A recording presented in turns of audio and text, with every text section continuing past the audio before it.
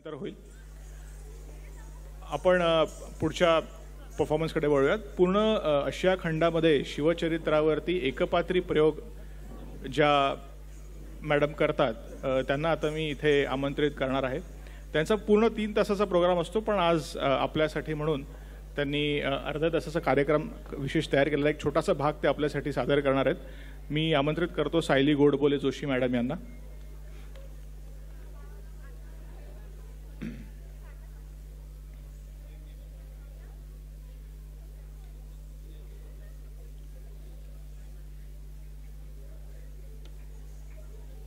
आपण आपल्या पुढच्या कार्यक्रमाचा आस्वाद घेऊयात. गडी फोडला आणि मग कर्नाळ्यापासून चांदवड पर्यंत मराठी फौज धुमाकूळ घालू लागली. आऊसाहेबांचे फौजेला असलेले हुकूम अतिशय कडक होते. आऊसाहेबांचा एक हुकूम होता, कोणत्याही नजरेने स्त्रीकडे वाकड्या नजरेने पाहू नये आणि येणेप्रमाणे न घडिल्यास देहांत शासनास तयार राहणे. अहो, आता लोहगड, विसापूर हे गड स्वराज्यात दाखल झाले. माहुली, कोहज, कुर्डुगड हेही गड स्वराज्यात आले. याच वेळी राजांनी संभाजी राजांकरवी पुन्हा एकदा सुरतची पेठ लुटली, मुल्हेरची पेठ लुटली. अहिवंत, रवळजवळा, अचला, मार्कंडा हे गड स्वराज्यात दाखल झाले. याच वेळी राजांनी पुन्हा एकदा पन्हाळा जिंकला. वाई, नंदगिरी, चंदन, वंदन, कोल्हापूर सारा प्रदेश नव्याने स्वराज्याला जोडला गेला. अहो, या माय लेकरांच्या आणि मावळ्यांच्या इच्छा, अपेक्षा आणि हालचाली इतक्या एकरूप होत गेल्या की जणू सुई मागे दोराच. स्वराज्याचं महावस्त्र भरभर विणलं गेलं ते अशा एकरूप हालचालींमुळेच. आणि खाशी राजांची स्वारी आता रायगडी आली होती. फार फार पूर्वी जेव्हा शहाजी राजे स्वराज्यात आले होते तेव्हा हा गड पाहून बहुत खुश झाले होते. म्हणाले होते, तख्तास जागा हाच गड करावा. आणि म्हणूनच तीर्थरूप आबा महाराजांचं स्वप्न पूर्ण करण्यासाठीच राजांनी रायगडी बालेकिल्ला बांधला, पेठा वसवल्या. पण गडावरचा बेभान वारा जिजाऊ साहेबांना सोसवेना. त्यांनी गडाच्या निम्म्यात असणाऱ्या पाचाड ह्या गावी आपला मुक्काम ठेवला. स्वराज्य तर आता जणू दुसरं गोकुळ बनत होतं. पण जिजाऊंच्या मात्र नेत्रांसमोर नाचत होतं ते स्वराज्याचं बालपण. या स्वराज्याच्या परिघात अनेक संत सज्जन वास्तव्य करत होते.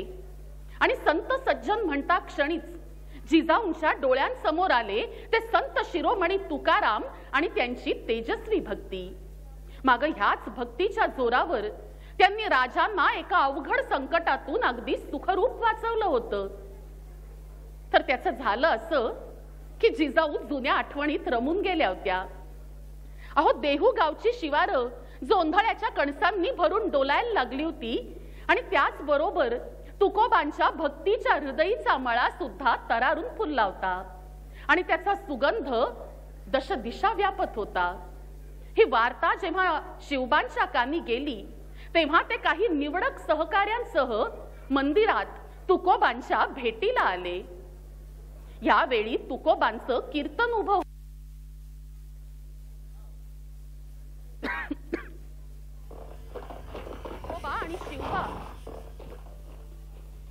तुकोबा आणि शिवबा यांची भेट म्हणजे प्रत्यक्ष स्वधर्म स्वराज्य.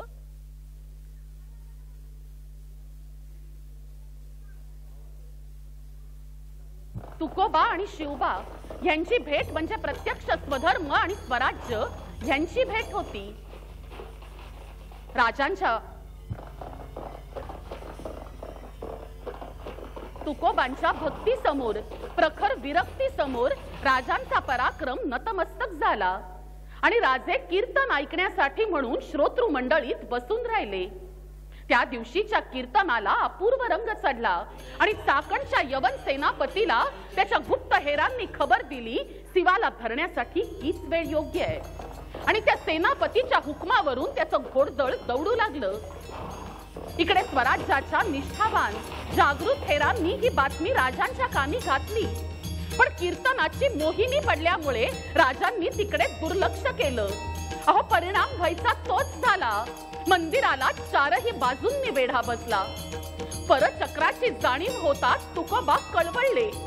पण क्षणभरातच त्यांनी दीन दयाळू पांडुरंगाला संकट निवारणार्थ साकडं घातलं.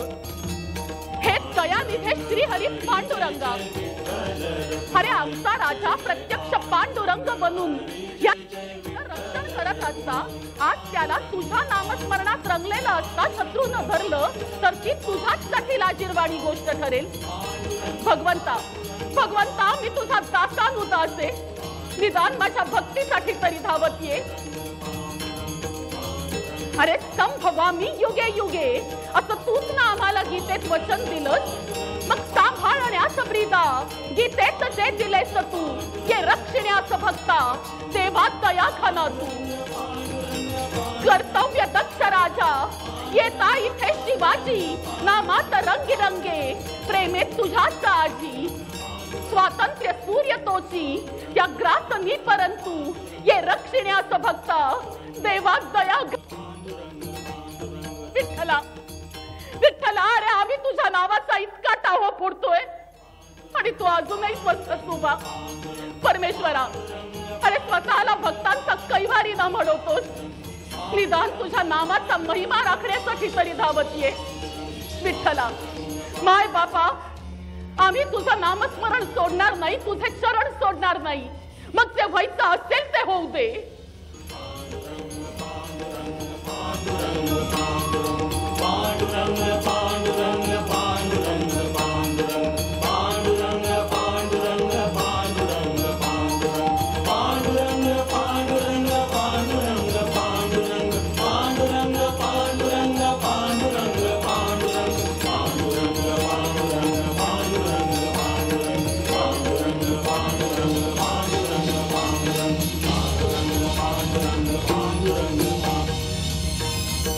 मंदिरात जमलेले सारेच जण विठ्ठल नामाच्या गजरात इतके रंगून गेले की परचक्राचं संकटही विसरून गेले.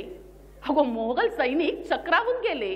त्यांना सगळीकडे सगळे शिवाजीच दिसू लागले आणि ह्या सगळ्या कोलाहलात खरे राजे आपल्या मावळ्यांसकट पसार झाले.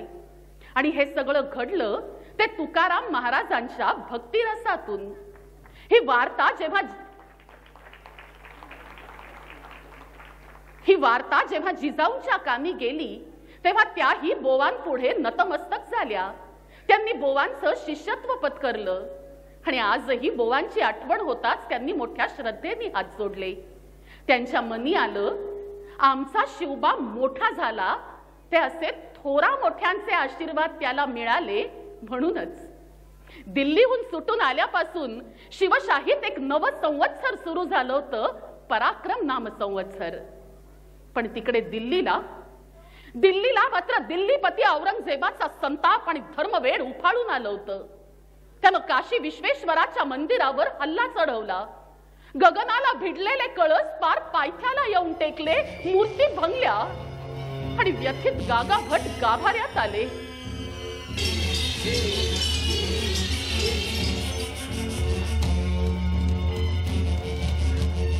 हे काशी विश्वनाथा, अरे आज हे मी काय बघतोय?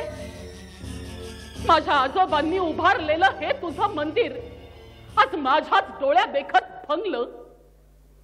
माझा आजचा रुद्राभिषेक कुधळला गेला. पण ह्याच दिल्लीपती विरुद्ध झुंज घेत सह्याद्रीच्या दऱ्याखोऱ्यात स्वराज्य निर्माण करणाऱ्या माझ्या त्या विश्वेश्वराला मी राज्याभिषेक करेन.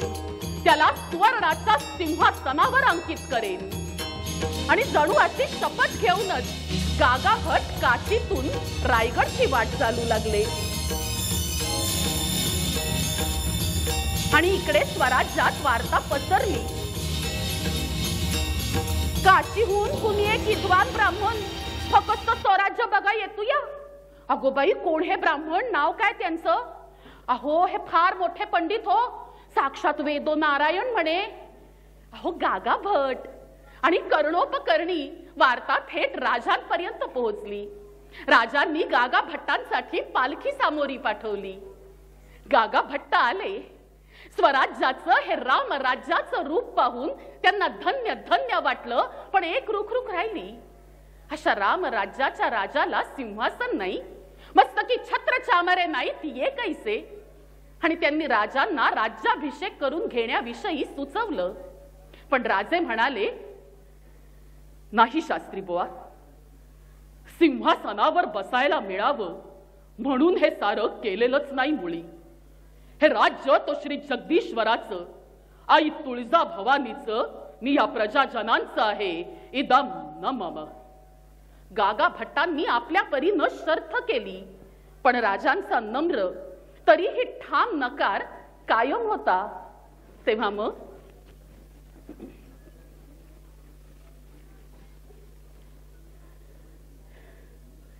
शिवबा, हिंदवी स्वराज्याच्या चिरंतन कल्याणासाठी कर्तव्य म्हणून तुम्हाला राज्याभिषेक झालाच पाहिजे राजे. सुवर्ण सिंहासनावरील तुमचं छत्र चामरांकित रूप आम्हाला डोळे भरून पाहू द्या.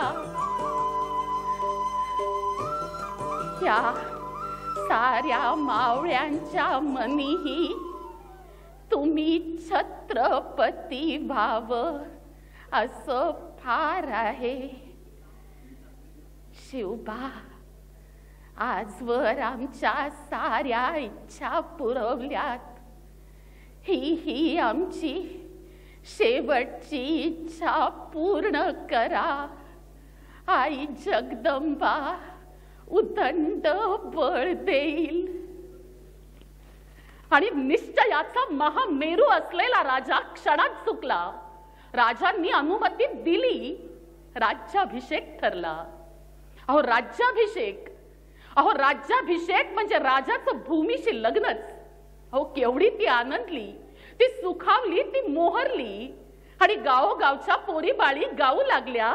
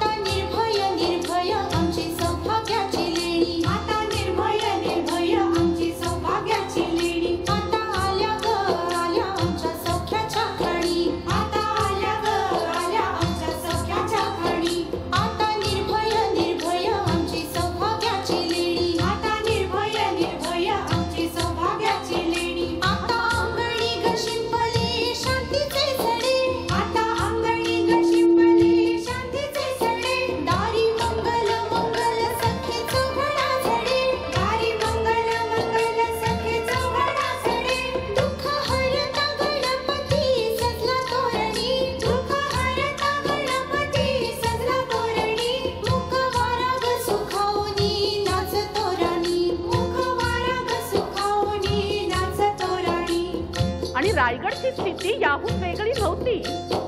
जणू स्वर्ग आला रायगडी ज्येष्ठाचारिंगणी. जणू स्वर्ग आला रायगडी ज्येष्ठाचारिंगणी. सुखाचा तो सोहळा गजी जाऊच्या अंगणी. सुखाचा तो सोहळा गजी जाऊच्या अंगणी. सुखाचा तो सोहळा गजी जाऊच्या अंगणी. रायगडावर राज्याभिषेकाचे एक विधी साजरे होऊ लागले. आणि ज्येष्ठ शुद्ध त्रयोदशीचा दिवस उजाडला.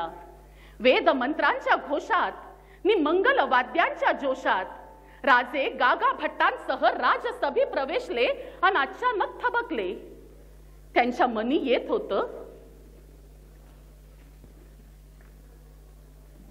आमचा बाजी प्रभू देशपांडे, आमचा सूर्याजी, आमचा बाजी पासलकर, आमचा तानाजी, हे आणि असे आमचे कित्येक सवंगडी आज ह्या प्रसंगी आमच्या बरोबर असते तर ह्या राज्याभिषेकाचा आनंद शतपटीनं वाढला असता. पण त्यांनी आणि त्यांच्यासारख्या कित्येकांनी प्रत्येक कठीण प्रसंगी स्वतःच्या प्राणांची आहुती देऊन आमच्या या 3.5 हात देहाला जिवंत ठेवलं, ते केवळ स्वराज्याला साकार रूप यावं म्हणूनच. हे तख्त, हे छत्र म्हणजे हिंदवी स्वराज्याच्या सार्वभौमत्वाचं पूर्णत्वाचंच प्रतीक आहे. या तख्तावर, या छत्रावर खरं तर त्या साऱ्या बलिदानकर्त्यांचाच हक्क आहे. पण आमच्या आऊसाहेबांच्या आणि साऱ्या खेळगड्यांच्या इच्छेचा मान ठेवून आजचा राज्याभिषेक मी स्वीकारतो आहे. ह्या राज्याचा शकट मी आता प्राणपणाने हाकणार आहे. आणि मग राजांनी गागा भट्टांकडून राज्याभिषेकाची शपथ घेतली. ही समस्त पृथ्वी माझी पत्नी असून ही प्रजा माझी अपत्य आहेत. तेव्हा त्यांचं राजा आणि पिता ह्या नात्यानं पालन पोषण करणं हे माझं कर्तव्य आहे. जर मी माझ्या कर्तव्यात चुकलो तर माझा राजपंडित त्याच्या धर्मदंडानं माझ्या मस्तकी प्रहार करेल आणि मी प्रायश्चित्त म्हणून सिंहासनावरून उतरून राज्यत्याग करून निघून जाईल. आणि मग सुवर्णाच्या सिंहासनाला वंदन करून पदस्पर्श न करता महाराज सिंहासनावर बसले. सिंहासनाच्या सुवर्ण पायऱ्यांवर युवराज शंभूराजे विराजमान झाले. अष्ट दिशांना अष्टप्रधान कलश धरून उभे राहिले. गागा भट्टांनी सप्त गंगांनी राजांना अभिषेक केला. वेद मंत्र उच्चारवाद सुरू झाले. मग अष्टप्रधानांनीही गागा भट्टांच्या सूचनेनुसार आपापल्या राजांवर अभिषेक धरला. राजा अभिषिक्त झाला.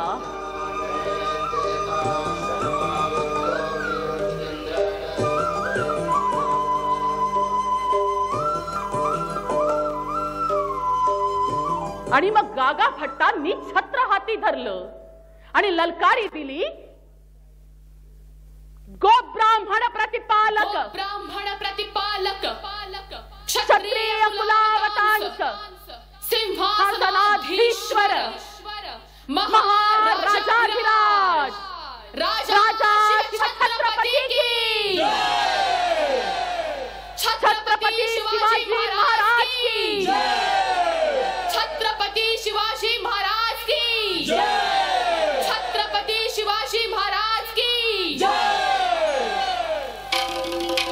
मानाचा पहिला मुद्रा गागा भट्टांनी रुजू केला आणि सरभर मानाचे मुद्रे चढू लागले. नगारे चौघडे कडकडू लागले. गोंधळ्यांच्या संबळी कडकडू लागल्या. नर्तकींनी फेर धरले. प्रसन्न वातावरणात सनई आणखीनच मंगलसूर भरू लागली. सुवासिनी आणि कुमारिकांनी महाराजांना औक्षण केले. अष्टप्रधानांनी त्यांच्या मस्तकावरून मोहरा उधळून त्यांना नजराणा दिला. आणि त्याच वेळी रायगडावरून मानाची पहिली तोफ कडाडली आणि जणू त्याच तोफेचे प्रतिध्वनी उमटावेत अशा तऱ्हेने महाराष्ट्रातील गड किल्ल्यांवरून तोफा निनादू लागल्या. जणू त्या दिल्ली आग्र्याकडे तोंड करून गरजत होत्या, बघ दिल्लीपती बघ, तुझ्या डोळ्यात देखत आज आमचा शिवबा कळी काळालाही नमवून राजराजेश्वर छत्रपती झाला. आणि तिकडे दिल्लीला सरितपतीचे जलमोजवेना, माध्यान्नीचा भास्कर पाहवेना, मुठीत वैश्वानर साहवेना, तैसा शिवाजी नृप जिंकवेना, अशी त्या औरंगजेबाची स्थिती झाली होती. हा औरंगजेब आपल्या मुलांना सांगत होता, शहजादे, आज तो वो काफिर सिवा उन मरहट्टों का छत्रपति बन गया. ये मरहट्टे न जाने अल्लाह ने किस मिट्टी से बनाया है उनको. हमने उन्हें क्या कुछ नहीं दिया. रिश्वत दी, शहरत दी, इनाम दिए, शाही किताब दिए, जगीर तक बख्शी, पर ये मरहट्टे वो तो उसे छूते तक नहीं. वो कुछ लेते नहीं, वो थकते नहीं, वो रुकते नहीं, वो झुकते नहीं और वो बिकते भी नहीं. उस सिवा ने बुलंद गढ़ किले तो कई तैयार किए शहजादे, मगर उससे भी ज्यादा पुलादी, जिंदा दिल, नेक इंसान बनाए हैं उसने. और इसमें तो कोई शक ही नहीं शहजादे कि अगर हुकूमत चलानी है तो सिवा का चलन सीखो. उसका चाल चलन तो बस दूध की तरह सफेद, समिंदर की तरह गहरा, आसमां की तरह विशाल, इस चांद की तरह शीतल और सूरज की तरह चमकदार है. और इसका राज जानते हो शहजादे, वो है उसकी मां, जिसने सिवा के मन की रचना ही कुछ ऐसी की कि उसे हर इंसान में छिपा खुदा ही नजर आ जाए। बस इसलिए तुम अल्लाह तआला के जिंदगी भर शुक्रगुजार है शहजादे कि हमें दुश्मन भी मिला तो सिवा जैसा। ला इलाहा इल्लल्लाह मुहम्मदुर रसूलुल्लाह, अल्लाहु अकबर, अल्लाहु अकबर। आणि स्वराज्यात तर अवघा आनंदी आनंद उसळला होता।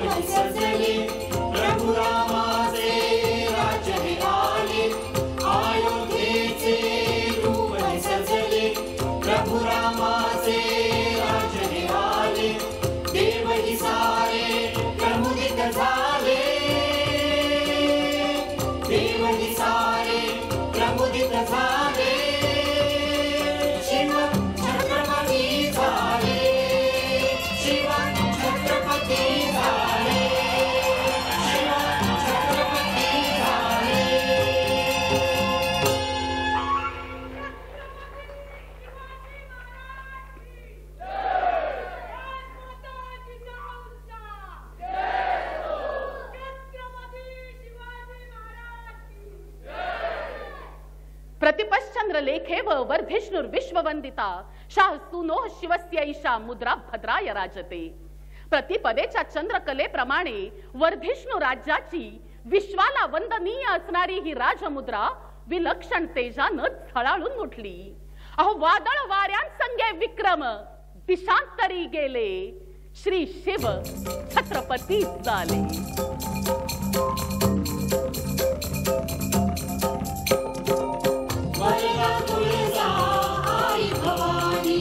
शिवरायाला प्रसन्न झाली, अंधारावर मंगलमय शिवमुद्रा तेजोमय झाली।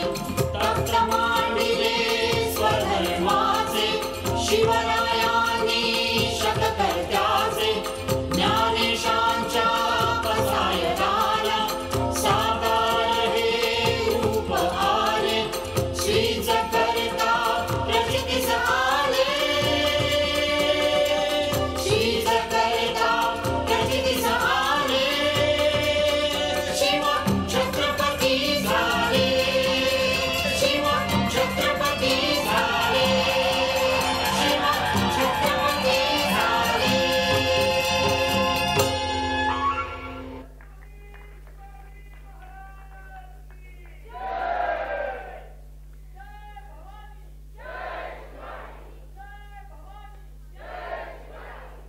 ज्ञानेशांनी मागितलेलं पसायदान आज पूर्ण रूपात श्रींनी या महाराष्ट्राच्या पदरी घातलं होतं। 350 वर्षांच्या घोर रात्रीनंतर या विश्वानी स्वधर्म सूर्य आज पाहिला होता। आज स्वराज्यात आनंदी आनंद होता। अहो म्हणून तर सह्याद्रीच्या दऱ्याखोऱ्यातून कुणी एक योगी मोठ्या आनंदाने गरजला, आनंद बहुत झाला मनी, हिंडता फिरता गेलो आनंद वनभुवनी। उडाला औरंग्या पाकी म्लेच्छ संहार चाहला, गरजला जरासंध जरी भीम त्यावरी लोटला। स्वर्गीची लोटली जेथे रामगंगा महानदी, तीर्थासी तुळना नाही आनंद वनभुवनी। त्रैलोक्य चालिल्या फौजा सौख्य बंदी विमोचने, मोहीम मांडली मोठी आनंद वनभुवनी। अनेक वाजती वाद्ये ध्वनिक लोळ उठिला, छबी में डोलती ढाला आनंद वनभुवनी। तुझा तू वाढवी राजा शीघ्र आम्हाची देखता, जय जय रघुवीर समर्थ। अहो कृष्णाची अनंत सभासदही लिहिते झाले, मराठा पातशाह एवढा छत्रपती झाला ही गोष्ट काही सामान्य झाली नाही। या राज्याभिषेकाच्या निमित्तानं राजांनी राज्याभिषेक शक सुरू केला, राजा शककर्ता झाला. इथे सामान्य प्रजेपासून रामदासांसारख्या विरक्तांपर्यंत अवघे अवघे आनंदले. आणि स्वतः महाराज त्यांच्या मात्र मनी येत होतं,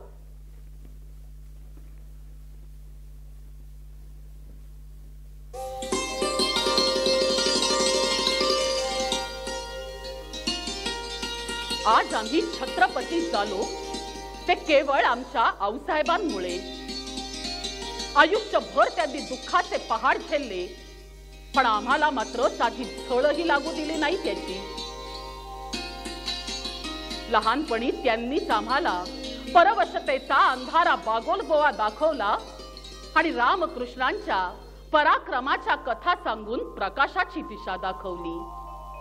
त्यांनीच आमच्या फुलपाखरी पंखात गरुडाचं बळ भरलं, आमच्या अवखळ मनोवृत्तीला स्वधर्म प्रेमाचा पान्हा पाजला, आमच्या अचपळ मनाला स्वराज्याची गोडी लावली.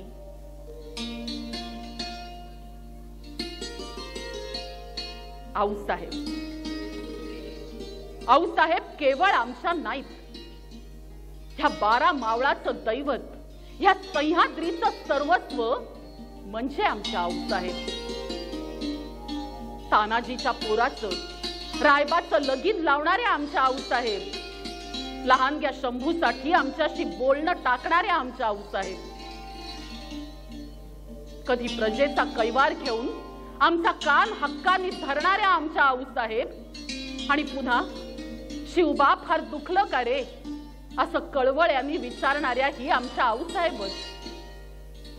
आम्ही पन्हाळ्यात, आग्र्यात, वेढ्यात अडकलेलो असताना स्वराज्य सुखरूप सांभाळणाऱ्या आमच्या आऊसाहेब, तीर्थरूप आबा महाराजांचं स्वप्न आमच्याकडून पूर्ण करवून घेणाऱ्या आमच्या आऊसाहेब.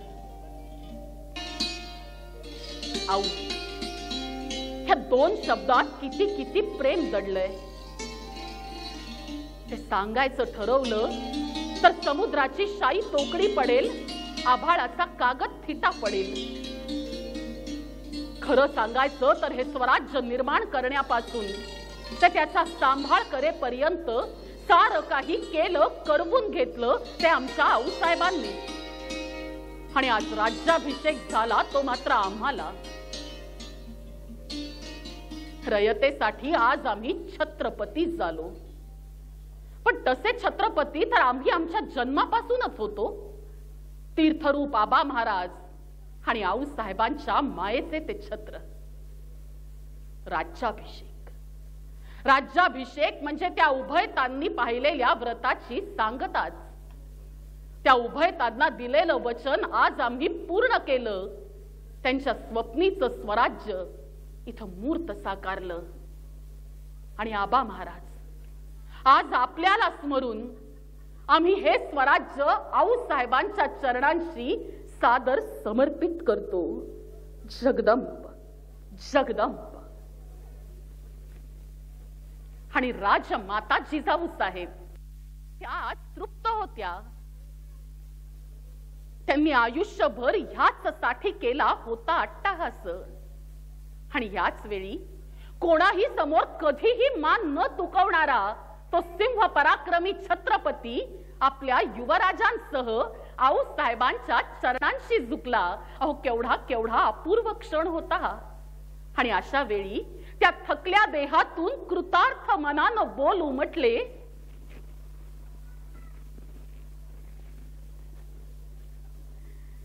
उदंड औक्षाचे बाळांनो,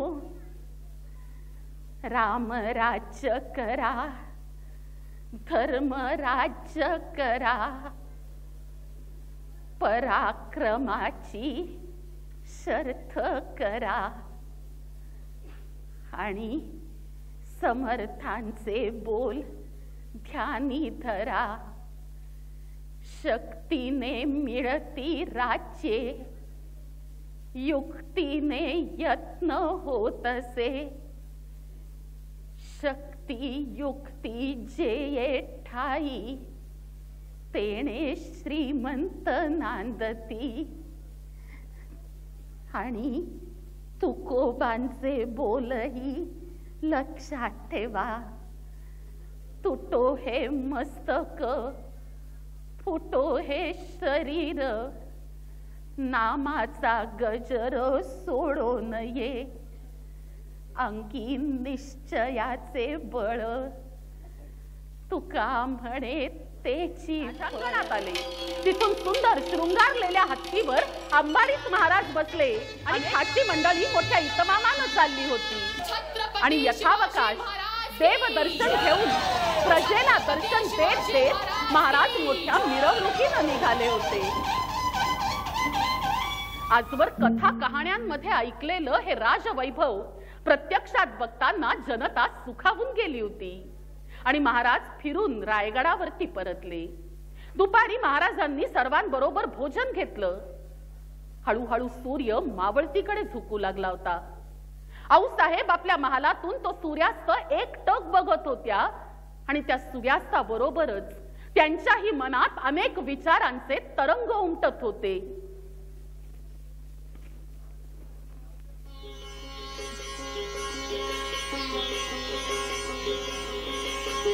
स्वराज्य, सुराज्य, आमचं राज्य, आपलं राज्य. आज या साऱ्या मावळ प्रांतात आमचा चंद्र, आमचा सूर्य, आमचा भगवा आहे. आमचं आणि स्वारींचं स्वप्न आज पूर्ण झालं. राज्याभिषेक म्हणजे स्वराज्याची परिपूर्णता. तीही याची देही याची डोळा पाहिली. केवळ हा भाग्याचा क्षण पाहिला.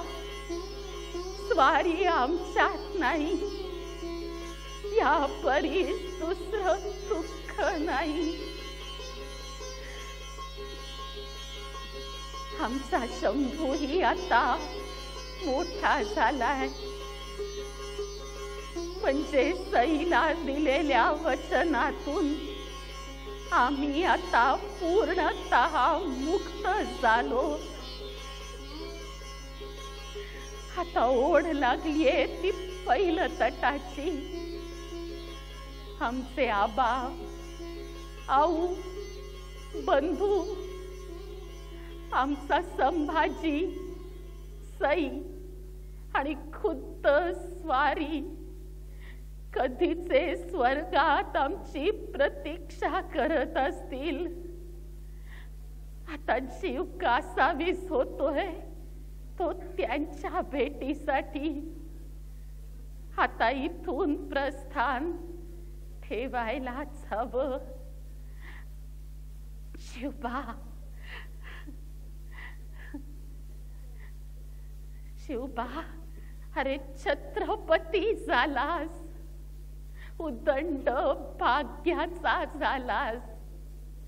आमच्या डोळ्याचं पारणं फेडलंस. पुत्राचं कौतुक कितीही पाहिलं ना तरी आईचं समाधान होत नाही बघ. आईची मायाच अशी वेडी असते. पण शिवबा, राजा गडावरचा वारा नाही सोसवत आता. तू उद्याच आम्हाला पाचाडला पोहोचत कर. आणि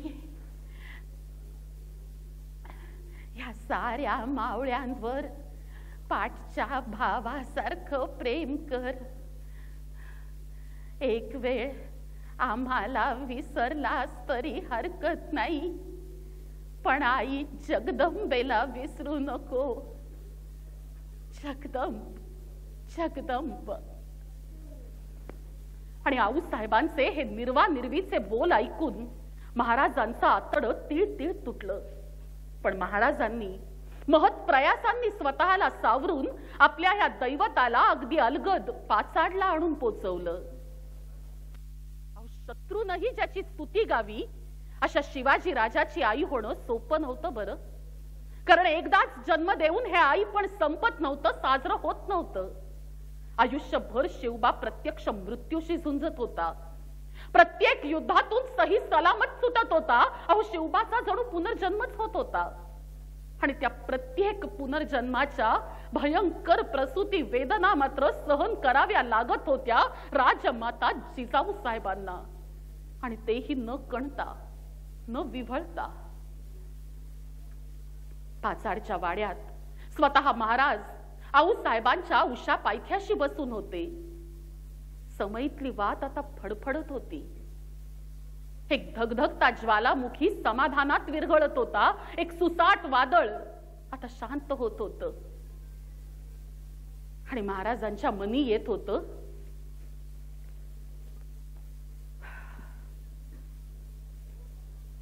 आऊसाहेबांचा हा तेजस्वी चेहरा आणि हे तेजस्वी नेत्र,